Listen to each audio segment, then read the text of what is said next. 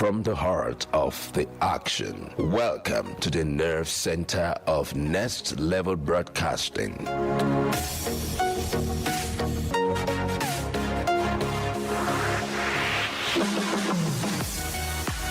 This is the OB van, where the studio meets the street. Equipped with cutting-edge cameras, crystal clear audio, real-time switching, and broadcast control, we don't just capture moments, we deliver the experience live. Anywhere, anytime, from stadiums to red carpets, breaking news to buzzing festivals, weddings, birthdays, and all sorts of ceremonies. We bring the world to your screen or visit our socials on Instagram at Dominion Broadcast. Dominion Broadcast, your channel of choice.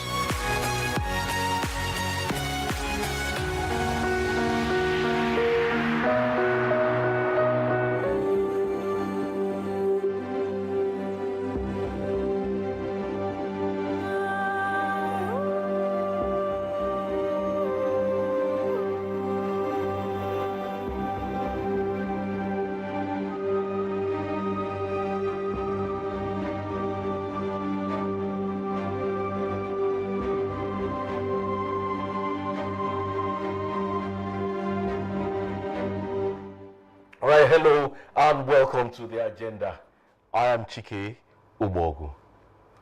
Today we confront a painful paradox. While Nigerians continue to face brutal xenophobic attacks in South Africa, with fresh reports just days ago of 2 more Nigerians killed amid anti-foreigner protests, we must ask the hard question: why does Nigeria seem to fail its own citizens, both at home and abroad? Is the violence we decry in Johannesburg and Durban not mirrored in our own ethnic tensions, the settler disputes, quota systems, and the daily discrimination that makes some Nigerians feel like foreigners in their own country? This is the xenophobic conundrum. Well, joining me in the studio is an economist and public affairs analyst, Ignatius Ofino.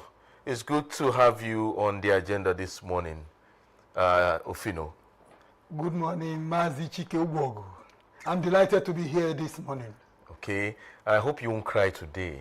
Definitely, the last time you cried. Yeah, definitely I will not cry today. You won't but cry. My heart bleeds. Your heart bleeds? When I hear about the word xenophobic attack, or racism, or prejudice, or discrimination, my heart bleeds. Because I believe in one humanity, my heart bleeds. Well, let's start with the obvious now. In the last week alone, Nigerians in South Africa have faced renewed violence, looting of shops, and loss of lives. South Africans blame foreigners for taking jobs and committing crimes. Yet, Nigeria has one of the largest diasporas on the continent. So, Fido, let me ask you, why are people always at the receiving end? It has always been the failure of our government when it comes to the issue of foreign policy. There is one thing that is very germane about the Americans. The American Constitution is very powerful.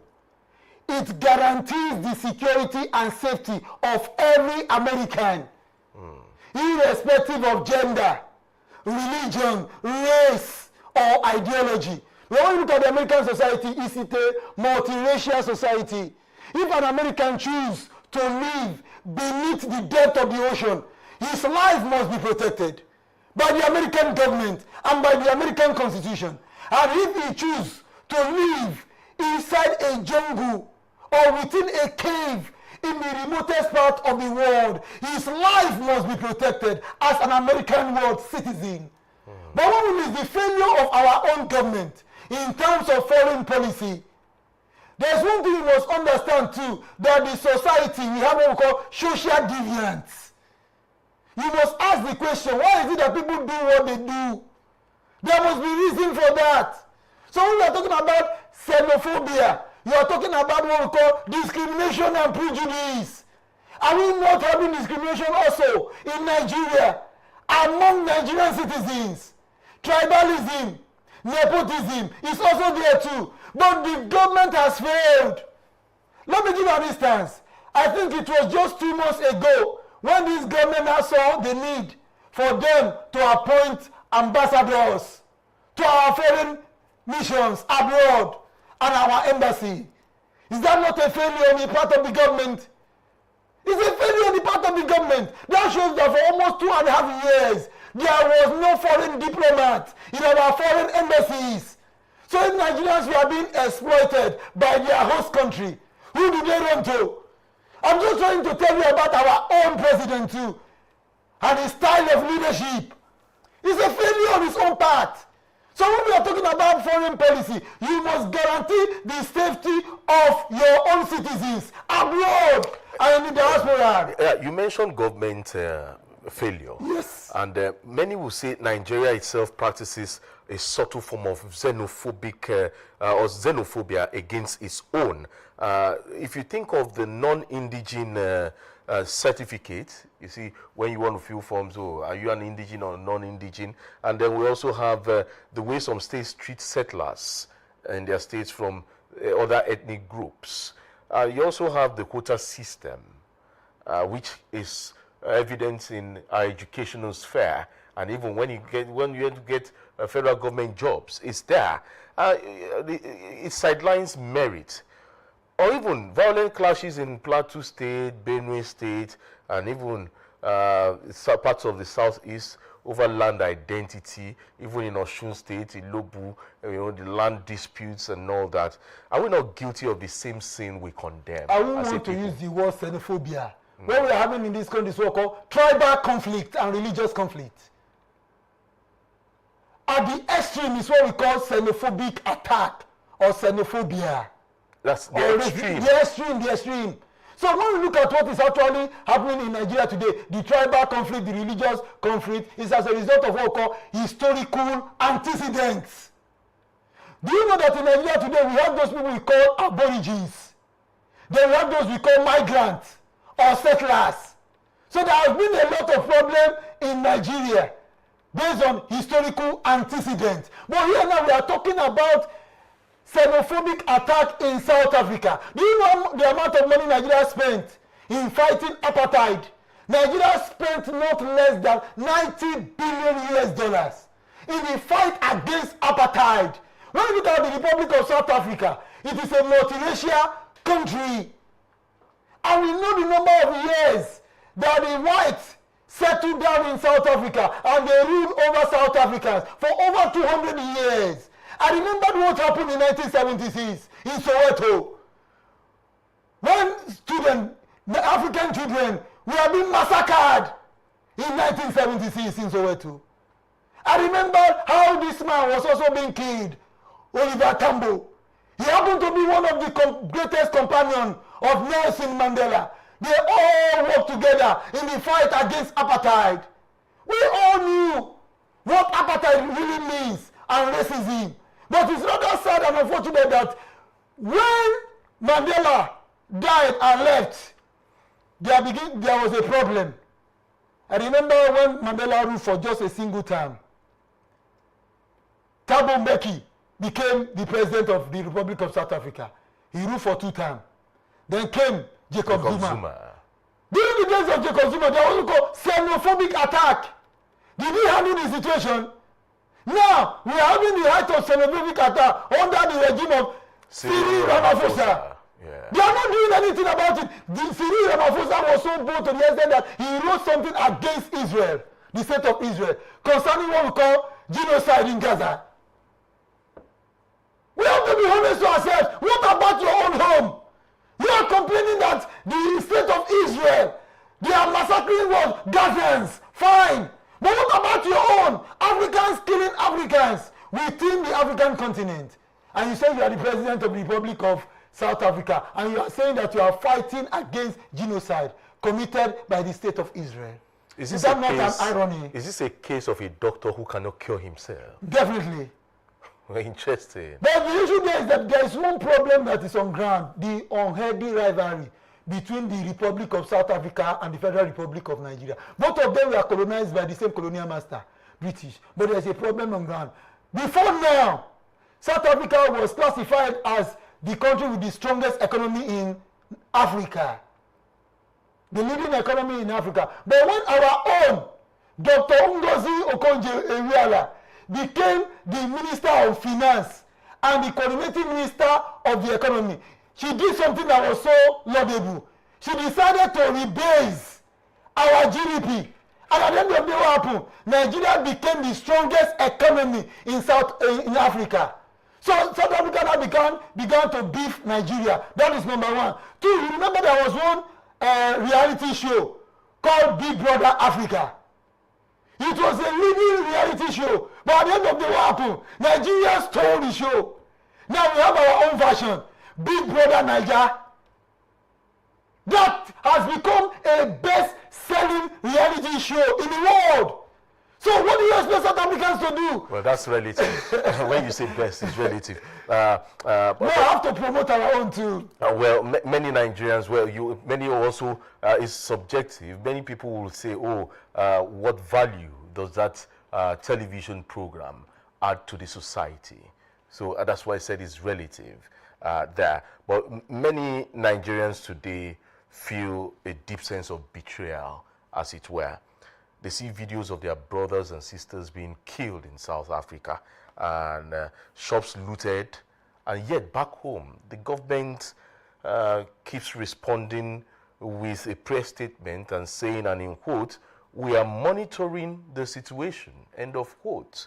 So why does Nigeria always appear weak in protecting its citizens abroad? Nigerians are not weak, but we have weak leaders. Yes, why is it that the leadership, you know? If the leadership is the failure of the leadership, so why are they which of the leader in Nigeria today is respected, that has a good international reputation? We don't have.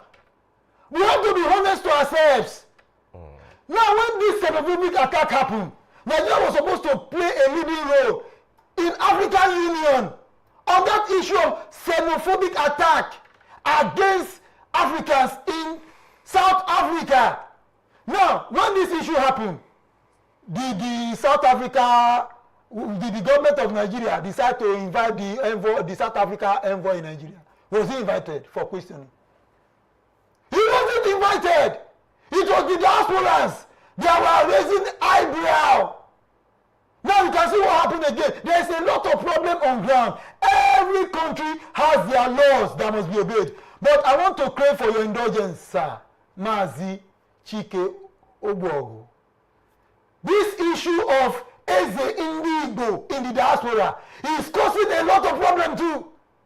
I have to be frank and sincere. Do you remember there was one that happened also in Ghana? Eze Indigo of Ghana. The Ashantis, they raised objection. And there was a problem, diplomatic row between Nigeria and the Republic of Ghana. The same thing also happened in South Africa.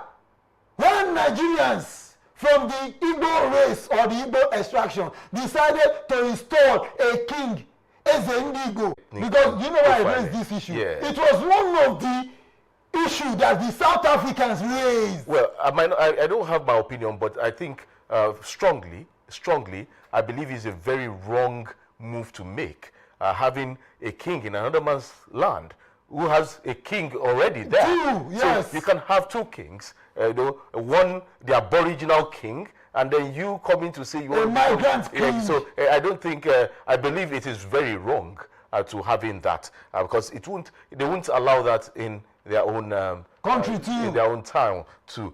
So before we go further and go deeper into Nigeria's own version of xenophobia, as it were, let me ask you, and this is international politics now. We have the United Nations and we have the African Union. I know many years back, Fela Anikulapo Kuti, that's Oludotun Olufela Anikulapo Ransom Kuti, sang a song, and one of the lines in that song says, what is united inside United Nations? And I want to ask you again, with all the wars going on in the world, we know that the United Nations, they're having its own crisis.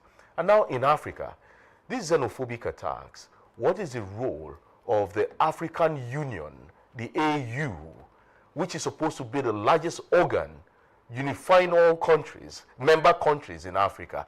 Now, what is the role of AU in this matter of xenophobic attacks? Knowing fully well that South Africa is a member of the African Union, Nigeria is a member of the African Union. Is it that the African Union is a toothless bulldog, or the African Union has been decimated by the West? What is the role of the African Union? Thank you very much, Mazi. We are having 54 states, independent states in Africa that make up the African Union. There's one thing you must also understand. African Union has its own charter. It also has its own constitution. It has its own noble goals and objectives. But they seem docile for the past But for number of now, years. Nigerian foreign policy has been centered on what? On Africa as its centerpiece. But is Nigeria actually playing that leading role? I will say yes. Nigeria is playing that leading role, but no more Uncle Tom. We have to be honest to ourselves. The Americans will never give you $1 free without gaining anything from you. Nigeria has been doing art money free without what? Commiserate what? Advantage. Because it has been a failure on the part of our leadership. Let me give an instance. There must be a win-win situation when it comes to the issue of diplomacy, although diplomacy is a lie. Now, when we are talking about the United Nations, made up of different countries in the world, the Americans happen to be one of the leading countries that finance the United Nations in terms of funding. The same thing also applies to NATO. It's America that is funding it. America has what we call the veto power. When it comes to the issue of taking critical decisions at the level of the United Nations. But let's come back home, African Union. Does Nigeria have that veto power? So there is a big problem on ground. Because most of our leaders today, international diplomacy, the politics involved, they do not understand. They are ready to betray the Nigerian citizens. They are ready to trade off for their own personal gain rather than for national interest. So now, South Africa was supposed to be sanctioned for xenophobic attack by the African Union. It will not serve as a deterrent. No country can become an island unto itself. That is one thing. Yeah, because of our time, because we have so many to discuss this morning. You touched earlier on internal failures. That's failure by government. But let's go deeper. And going deeper, I have this question that came to my mind. How exactly does Nigeria practice its own version of xenophobia against its citizens? But you said it's not xenophobia. But how does it happen? Let's have example. There is what we call religious prejudice in this country. No religious freedom, especially in the core north. Nigerians are facing religious persecution in core north. The tribal conflict is there. There are boundary disputes leading to what? Death and loss of property. Then when we are talking about, they say they are taking over our jobs. What about the issue of quota system that is being introduced in Nigeria that favors some region against another? Quota system prevails over meritocracy in Nigeria. Federal character. Federal character has failed. The federal character principle has failed in this country. Because I wanted to ask you that many have argued that the quota system and even the federal character were designed to unify the country. Let me give you an but has it instance. outlived its purpose? It has not yet outlived its purpose, but we must be frank and sincere to ourselves. We don't have any nationalist leader anymore. Let me give you an instance. We are talking about xenophobic attack. Let's relate it to our country here. There is a name the Igbo called the Yorubas. They will say Ufe Manu. There is a name the Yoruba called the Igbo. They will say Ajakuta Mamumi. They will say Kobo Kobo. There's a name the Hausas call the Yorubas. There's a name the Yorubas also call the Hausas and the Fulanis. Within the same country.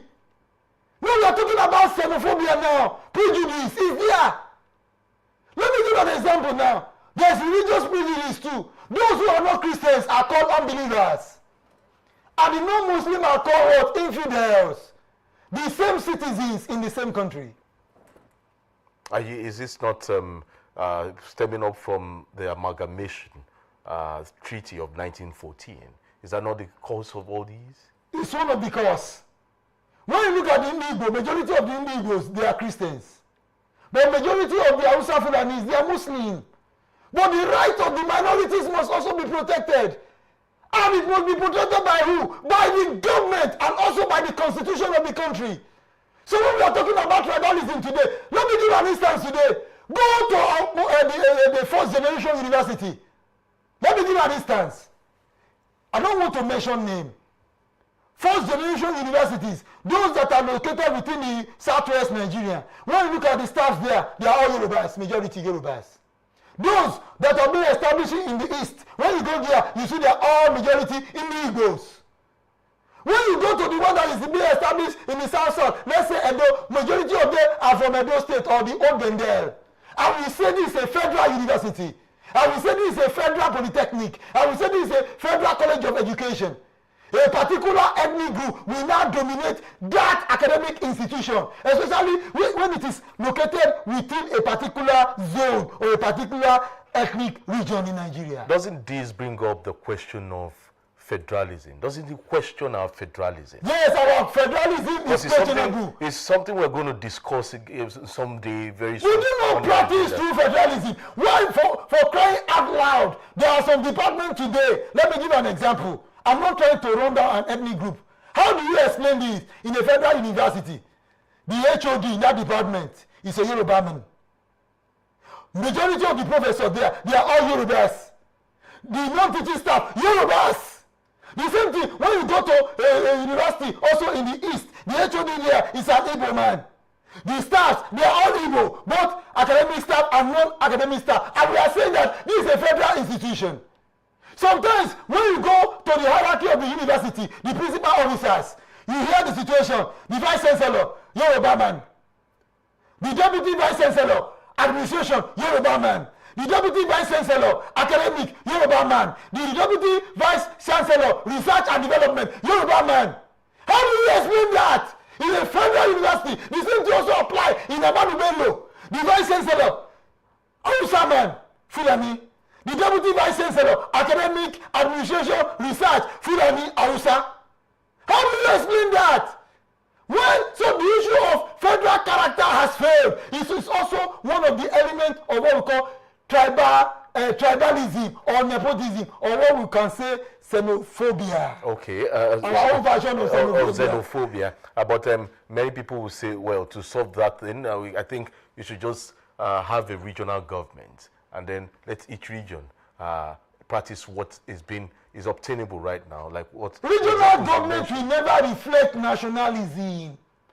What stops the federal government appointing an Hausa Fulani professor to become the vice chancellor of Nsukka? Is this present structure promoting nationalism? It's not promoting nationalism. So what will promote nationalism? If regional government is not promoting nationalism, this present structure is not promoting nationalism, what then will promote nationalism? Patriotism and a new constitution that will reflect federal character principle. Okay. It must reflect it. Out of every 10 staff, you must make sure that across the divide. What about the issue of gender balance? In this same heterogeneous country. There's the problem of what we call gender bias too. In the civil service, out of every 10 staff, at least 3 should be a woman, to be women. But we have seen a situation in which out of 10 staff, you only see a woman.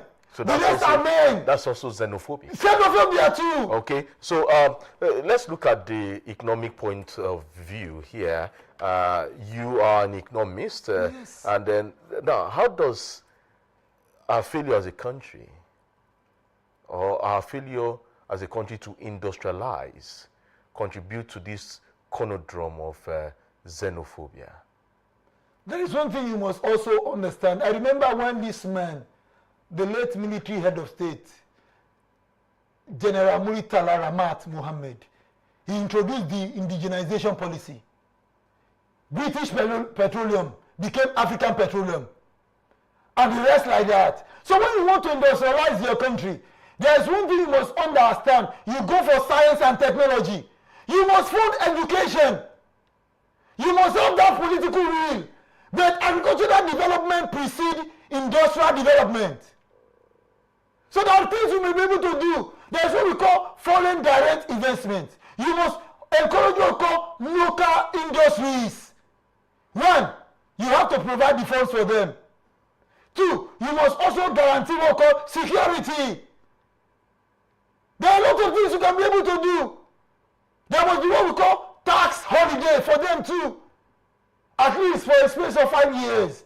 Because we want to encourage what we call indigenous firm to grow. You must also promote what we call human capital development. Graduates must be gainfully employed in these industries too.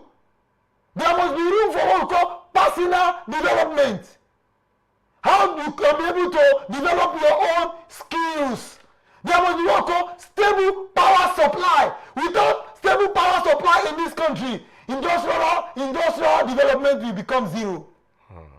Stable power supply, because most of this industry depend on energy. They depend on power to thrive. The machines will not run without power. The machines will not run without energy supply. When we are talking about energy supply, we talk about fuel. We talk about the gas too. So those are the things that is very important. Then we must also encourage what we call foreign direct investment through your foreign policy. Now, we have what we call fiscal policy. Yeah. And we have what we call monetary policy. So when you are talking about the monetary policy of your country, it talks about the roles and the function of the central bank of your country. What you do is this. How do I control inflation? That's number one. Then foreign exchange stability. There's what we call foreign exchange volatility. So you have to ensure that your currency with hard currency has a stable exchange rate. And you also ensure that your own currency is not being devalued. So when you are talking about the fiscal policy of government, you are talking about no other thing than the budgeting system. How do government generate revenue? And one of the ways government generates revenue is through taxes. So how do you ensure that you introduce what we call moderate tax and reduce what we call multiple tax regime? Because that will also discourage what we call industrialization as well. So when we are talking about your monetary policy and your fiscal policy, those are the two major policies that will encourage industrialization. But sometimes government want to say, I want to introduce what we call expansionary fiscal policy. When you are talking about the expansionary fiscal policy, what it means is this, that after recession, government should increase public spending and reduce tax. But what we are having now in this country, government has increased public spending and also increased tax. How do you explain that when it comes to the issue of expansionary fiscal policy? Well, some will say it's stifling the average Nigerian. Yes. In case you just tuned in for the first time, you can drop your comments via the app X at Dominion Cast. At Dominion Cast, I'll be turning to your comments and questions after this break. And when we come back from the break, we'll be discussing possible solutions to these xenophobic attacks, both inward and outwards. Stick around. Don't go away.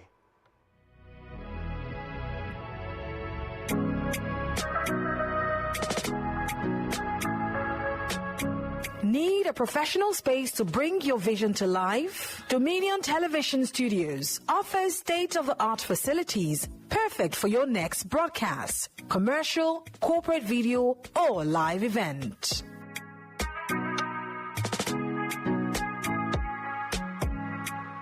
With flexible rental options, cutting-edge equipment, and a supportive team, we provide the perfect environment for high-quality productions. Unleash your creativity.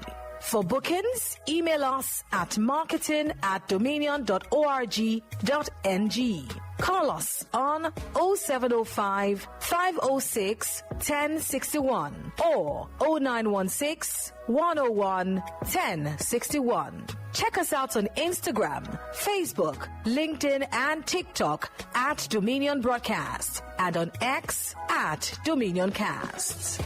Book your space today. Dominion Television, your channel of choice.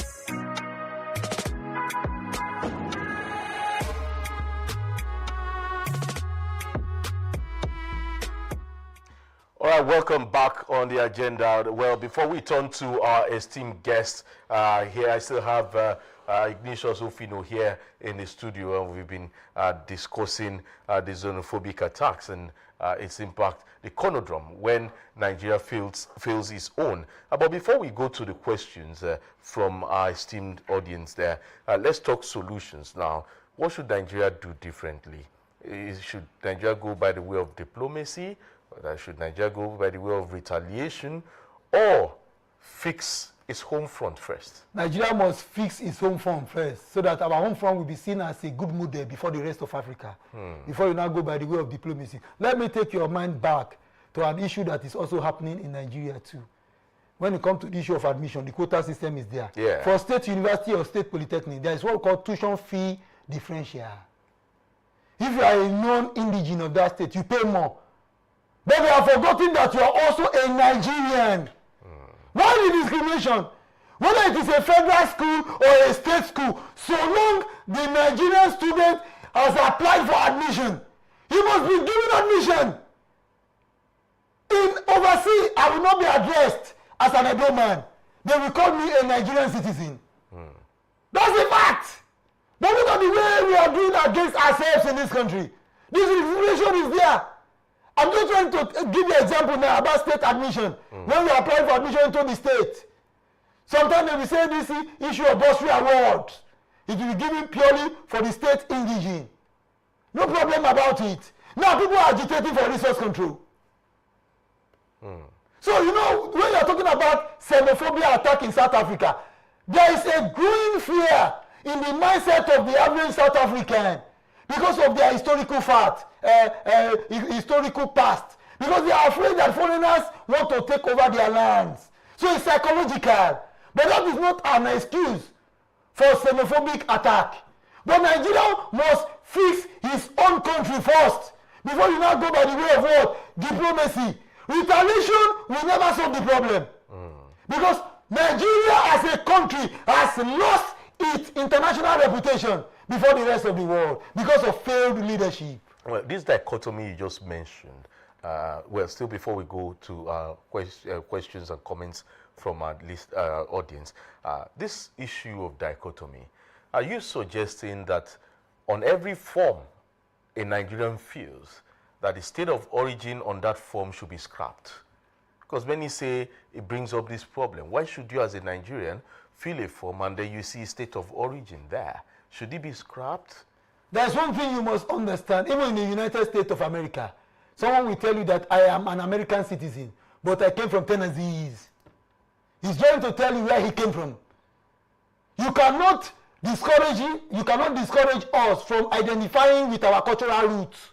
Okay. So there's nothing wrong when you say state of origin. There's nothing wrong about it. Well, you just asserted that it has caused so many problems. We know because the way we handled it, whether you come from the north or you came from the south, what I know that so long you are a Nigerian citizen, what you are saying is this: I am a Nigerian citizen, though from an Edo tribe.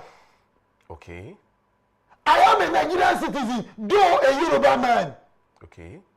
So it doesn't change anything. There's what we call national identity and also what we call international identity. So at our own level here now, whether you claim that you are from a Yoruba race or you are from Igbo race, it doesn't count. What I know is that you are a Nigerian and your rights must be protected at all times without being discriminated. Do you think Nigeria needs rebranding? Yes, we need rebranding. Okay. Nigeria must be rebranded, and the issue along Boko nationalism, not along tribe. or around your religion. Do you know sometimes they deny you employment because of your religion? What do you say about that? Does God discriminate anyone? God himself does not discriminate. Okay. But you can see religious leaders discriminating. They deny me opportunity because I do not belong to their own religion. But the God they cry unto does not discriminate. Is that not an irony? Well, when it comes to issue of religion, I usually run away from that because God has no religion. At all. Yeah. He doesn't have a religion. Man created religion. Yeah, religion is just a human institution. All right, let's go to the questions and comments from our audience. Adebayo from Ibadan. They say, Mr. Ofino, you mentioned internal discrimination. How can we reform the federal character principle without it being another tool for ethnic domination? Merit must count. Definitely merit must count. I understand the question this man asked. Mr. Adebayo. Yes, very fundamental. Are you trying to say, let me give you an instance. There was one time in this country, members of the Super Eagles were majorly from the south. None from the north.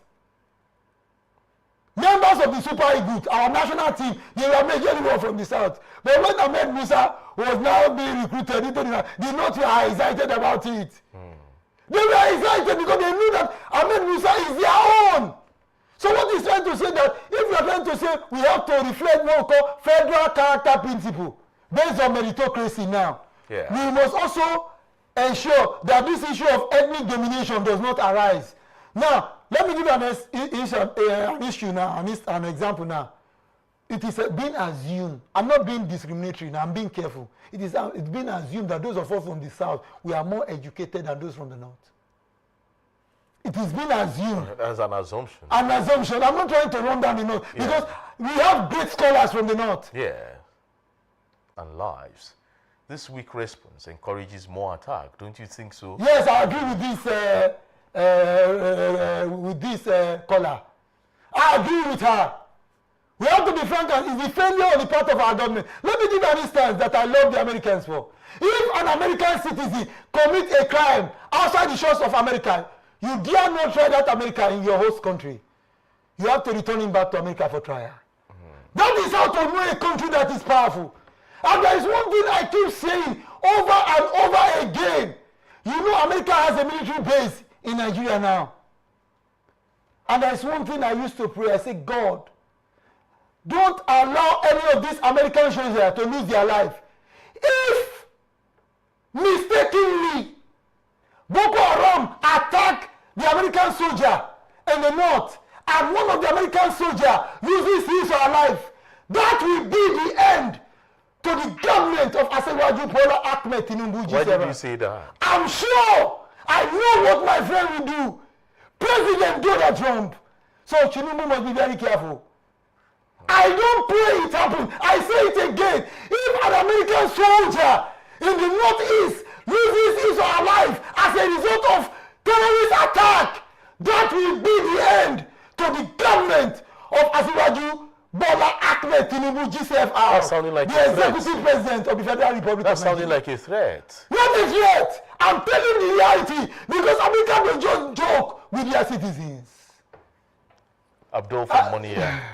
Abdul from Monia is saying, as a northerner living in the southwest, I face subtle bias in land details or land deals and contracts. Isn't our indigent policy the real xenophobia killing national unity? Yes. That's the point. I think we've talked of this earlier on the program. Yes, of course. My guest here, Ignatius Ofino, has dealt with that. Yes, it's actually killing national unity. We're talking about a quota system. We're talking about federal character and the likes. Yes, he's talked about that. Let's go to the next message. Mazi, yeah, you want to react to that? Yes, I have to react to issue again. What about this issue of Fulani herdsmen clash? It is being alleged that the Fulani want to occupy what does not belong to them. They want to take over lands that do not belong to them. It's a problem, and the government is shying away from it. But let's get something. We are talking about xenophobic attack now in Nigeria and tribalism. Yeah, but let's get something straight. Fulani is just a tribe, and we have the herders. So there are many Fulanis that are good. Definitely, we have those who are good among them. Maybe we just refer to them as the herders. No, let's use the word killer herdsmen. Okay. From the Fulani extraction. Yes, because we have herdsmen that are also good guys. I know. Yeah. Killer herdsmen from Fulani extraction. Okay, better. Attacking rural farmers, and they want to take over their lands. So let's also correct this notion. And by correcting They are the notion, Nigerians too. correcting the notion, I have to ask you a question. Is there anything called farmer-herders clashes? Do farmers clash with herders, or is it that herders invade farmlands? What I discovered is this: herders invade farmlands. So I think we should get it straight. Yes. So it's not this Herders farmer-herder invade clash. It is farmlands, herders invasion of farmlands. Yes, of farmlands. All right. Let's go to Tunde from Erua there. He's saying, economists, sir, data shows youth unemployment above 40%. How much of this xenophobia abroad is caused by our own failure to industrialize and create jobs here? It's the failure of the government. I'm not in charge of the revenue. When it comes to the issue of revenue mobilization, the federal government is in charge. The state government is in charge. The local government is in charge too. Do we practice true federalism in this country? When you're talking about true federalism, it must reflect. There must work on resource control. Now, like what I keep saying over and over again, revenue does not belong to the government. It belongs to the people. When you're talking about public governance, it means what? Service delivery to the people. The government must be accountable to the people. The government must ensure that there is what we call responsibility, transparency, and accountability when it comes to the issue of public governance. But here now, there is what we call mismanagement of limited resources on the part of government. Government is supposed to provide jobs. Do you know what they have done again? They have allowed religious deceit again. Divine providence. Dr. Adeyanyoke, oh, you didn't put your location. It says Nigerians abroad send billions in remittances. Yet, when they are attacked, we do little. Shouldn't there be a diaspora protection fund or a stronger bilateral agreement? I agree with him. I quite agree with what the learned doctor said. Dr. Adeyanyoke. Yes, I agree with him. Okay. You see, there's one thing. Why is it that people are leaving their shores? People want a better place. So the government must think deeply. Why is it that Nigerians are leaving their shores to foreign lands? There is one thing you must understand, that the United States of America today, the United Kingdom you are seeing today, France that you are seeing today, was not built by superordinary human beings. They were built by ordinary men and women like you and I, who believe in themselves, that let us establish for ourselves a better country that will endure across every existing human generation and that will be admired by the rest of the world. Do you know what this man said? Alexander the Great. He made a strong assertion. You know what he said? He said, I met Rome in clay, but left it with marble. Alexander the Great made an assertion. And what was that assertion? He said, I met Rome in clay, but left it with marble. So we have to understand this fact. It's the failure of the leadership. The resources is there for them to provide job. The resources is there for them to provide what we call stable power supply. The resources is there. Is there a problem with the black man? There's no problem with the black man because it's relative. Okay. We are having leaders who have sold their soul to the devil. But these leaders came up from the Devils followers. incarnate. But they are from the followers. I said we are having leaders who are devils incarnate. Let's not go there. Funke from Ibadan is saying, Chike, the program is timely. Thank you. South Africa forgets that Nigerians helped in the anti-apartheid struggle. But we also forget that we expelled Ghanaians in the 80s, the Ghana Must Go era. Hypocrisy on both sides. Who do you blame? It was not Nigerians that expelled Ghanaians from the shores of Nigeria. It was the government, the military government of Major General Muhammadu Buhari. So Nigeria should not be held responsible.